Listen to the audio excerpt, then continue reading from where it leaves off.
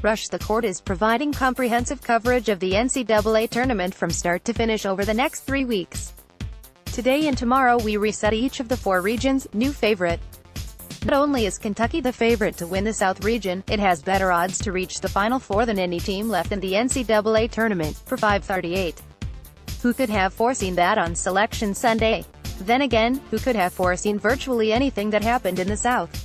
For the first time in college basketball history, the 4 top seeds from a single region failed to reach the Sweet 16, leaving the Wildcats standing as the clear-cut favorite in Atlanta. And really, they might have been the favorite anyway. After edging Davidson in the opening round, Kentucky continued playing its best offensive basketball of the season against Shai Gilgeous-Alexander. More on him below. Was great yet again, 27 points on 10 for 12 shooting. Hamidou Diallo, 22 points, had his best game in months. Wenyen Gabriel, 3 of 5 3FG, continued hitting shots. Since losing to Florida on March 3, Kentucky has looked like an entirely different team, an efficient team, on the offensive end. And that should scare the daylights out of every team left in the dance. Kentucky is peaking at the right time. Kentucky Sports, Horse of Darkness. It speaks volumes about this region that Still, the Ramblers are the worst remaining seed and no team has taken on that Cinderella feel, quite like Porter Moser's group. For Loyola to advance, it took a pair of dramatic, near-buzzer beaters and some prayers from Sister Jean to upend. At no point have the Ramblers looked physically outmatched, though, and it's doubtful they will against Nevada. Be shocked if this team winds up playing for a trip to San Antonio on Saturday. Biggest surprise, first weekend.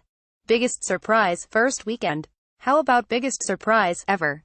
In perhaps the greatest upset of all time, UMBC knocked off.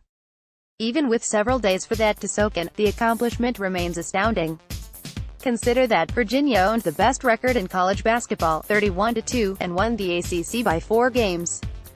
And that UMBC lost by 44 points to Albany on January 21.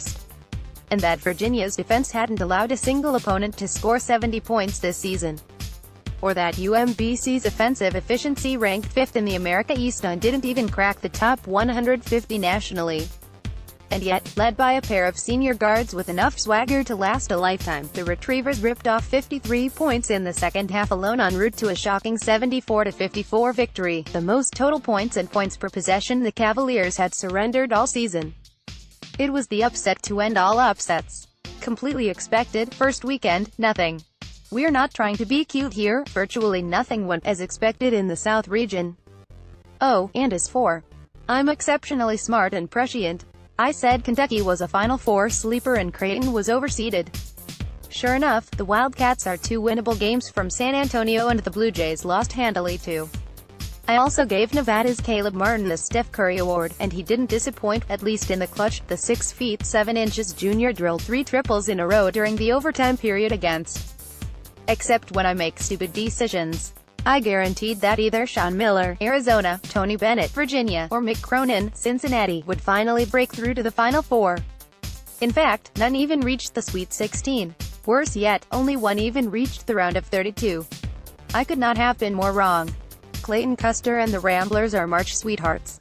Photo, USA Today Sports, first weekend MVP, Shai Gilgeous-Alexander, Kentucky.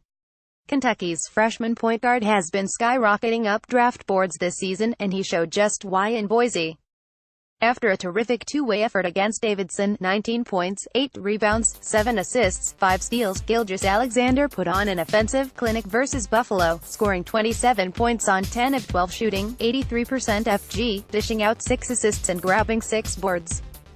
He scored from behind the arc and at the rim, in transition and in the half-court, and he only turned the ball over 3 times.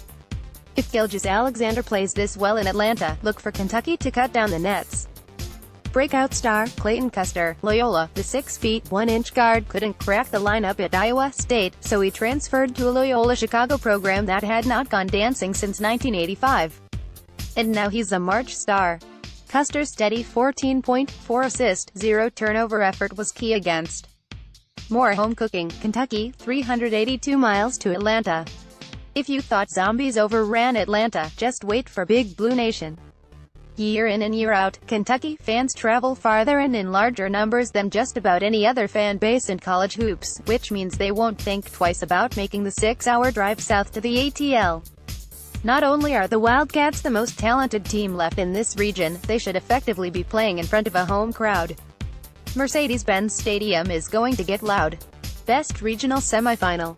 Setting basketball analysis aside, it required true heroics from both teams in order for this matchup to happen. As such, we should fully expect a great game, with an even better finish, to go down on Thursday night. And even if it doesn't, we'll still wind up with a non-power conference program playing for a trip to the Final Four on Saturday. Best regional final, projected. More than any team left in this region, Nevada has the size and athleticism to hang with Kentucky regardless of tempo. At 6 feet 7 inches apiece, brothers Caleb and Cody Martin are good enough off the dribble to create offense against the rangy Wildcats, which should mean decent looks for three-point specialist Kendall Stevens, who at 6 feet 7 inches is capable of shooting a